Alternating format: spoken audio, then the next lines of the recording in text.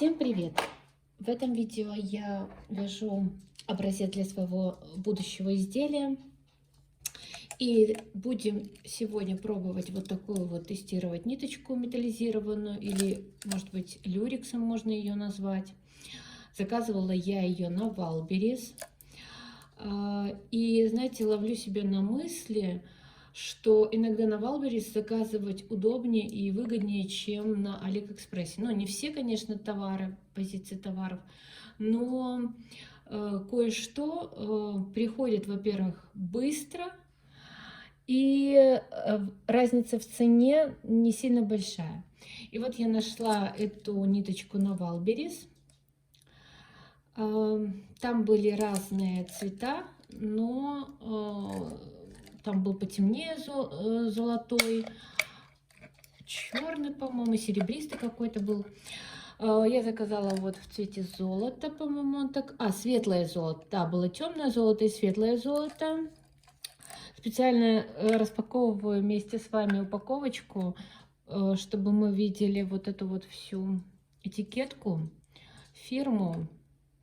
И что тут пишет производитель, что это состав 100% полиэстер. И вообще это нить универсальная, как описывал продавец в характеристиках и описаниях к этому товару. Так, вот она такая блестящая. Сейчас выключу лампу. Дневной свет, конечно, сегодня, ну, не сильно темно, но вот такой вот цвет.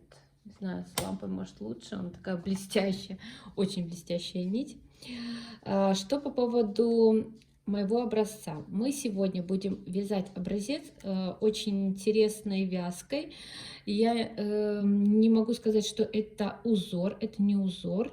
То есть отнести к узору я не могу. Это способ вязания чередования тонкой нити с толстой. То есть это какой-то как еще один способ, который мы можем использовать для вязания своих каких-то изделий.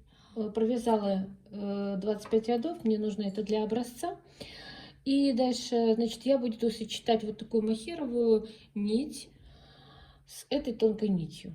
И мы посмотрим, что это из этого получится. Образец я вяжу на 40 иглах. Плотность у меня сейчас стоит 7. И плотность я буду менять.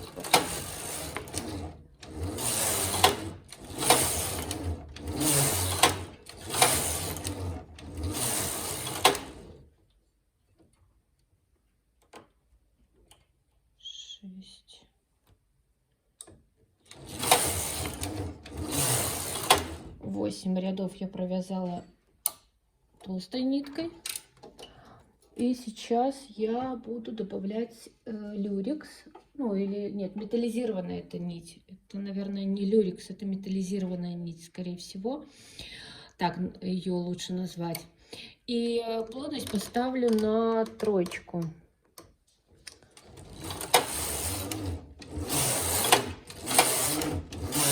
4, 5, 6, 7, 8, 9, 10. Угу. Я уже провязала некоторое количество рядов.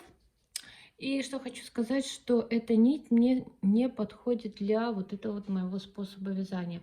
Она такая достаточно стоячая и вот закручивается. Но для панчлейс, мне кажется, это само то, возможно, будет. Но не знаю, нужно попробовать тоже. И я решила связать панчлейс, так как заказывала эту нить специально для панчлейс. И мы посмотрим, как выглядит эта нить в панчлейсе, вообще стоит ли ее использовать. Но на первый взгляд, вот когда я провязала, мне понравилось. Но посмотрим, когда мы снимем полотно. Вяжется хорошо, но такая достаточно нить капризная.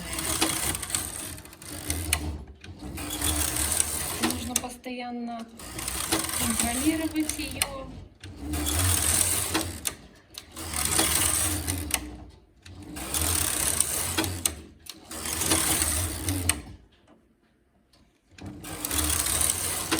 но вяжет хорошо. Вот в панчлейс она хорошо подошла.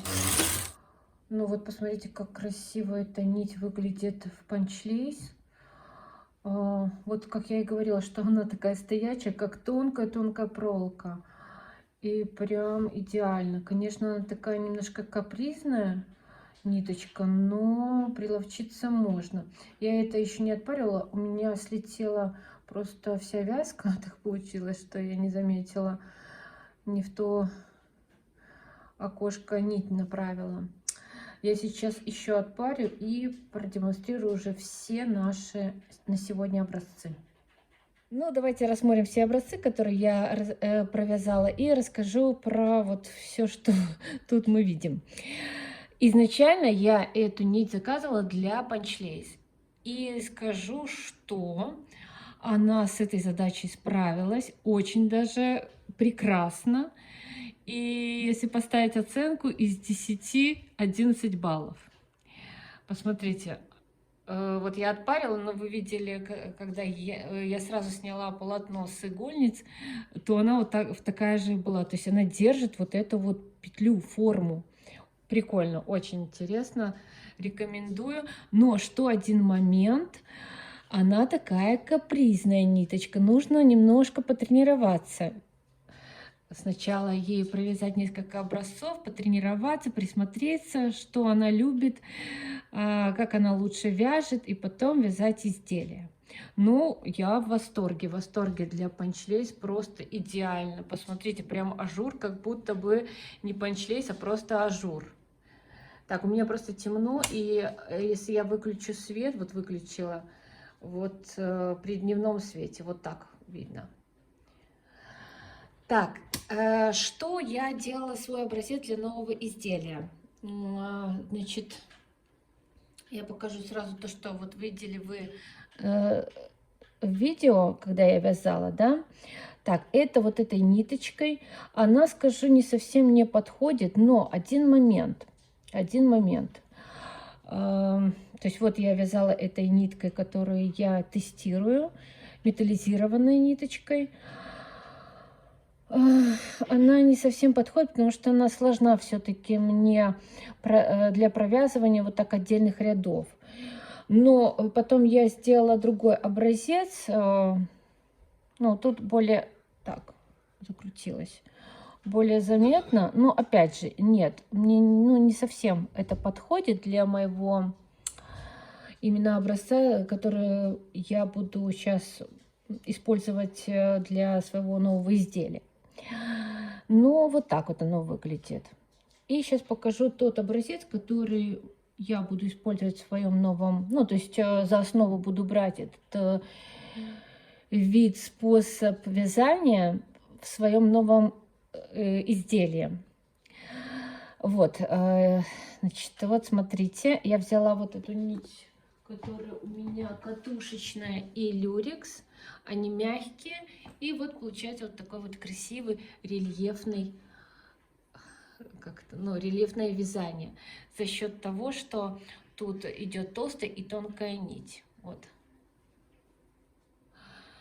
Вот за основу это я буду брать и вязать свое новое изделие. Я надеюсь, будет оно очень красивое. Смотрите, на самом деле очень красиво смотрится. Это будет не рукав, конечно, но это я вот так примеряю себе. Вот. Вот такое видео у нас сегодня получилось. Мы протестировали металлическую, эту металлизированную нить. Со своей задачей она справилась на ура, для которой я ее покупала. Ну, а для вот этого вот моего изделия она не подойдет. Спасибо за просмотры, за лайки, за комментарии. И до встречи в следующем видео. Всем пока!